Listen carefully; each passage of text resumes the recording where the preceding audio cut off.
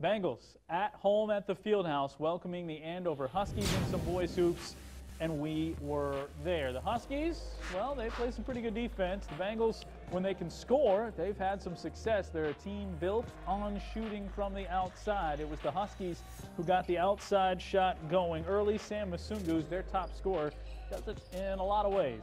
Can drop down the three like he did right there. The Bengals moving without the basketball. Dylan Myers drops in the two. The other leading scorer right here for the Andover Huskies. Little shake, little bake, little drive to the rim, and Ben Kopetsky knocks home the bucket. They took control of this one early. More Masungu right to the rack. So now we've seen twice, two different ways he can score. Nearly had a steal there as well. Bengals trying to come back down. A.J. Call for three, but unfortunately, not many of those for him. They need him to find his shot early. That was a two with a foot on the line, and they called it a triple. The three drops down for the Bengals, and Ethan Pettis with 6 points in this one. Turned it over here. Masungu still in the first half.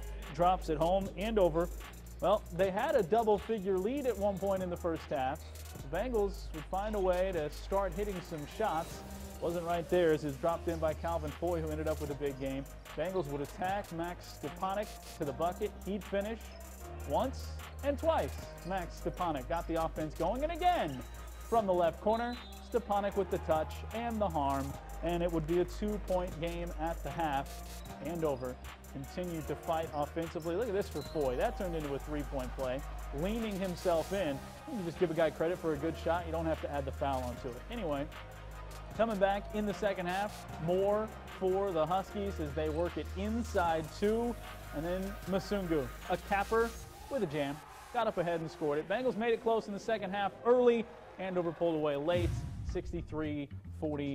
Just not enough from the outside. Good game for Max Stepanek attacking. There were some good adjustments for the Bengals in that game, deciding that they needed to score a little bit different, but just too much to handle from a pressure defense. Masungu with 17, Foy with 16, Kopetsky with 11.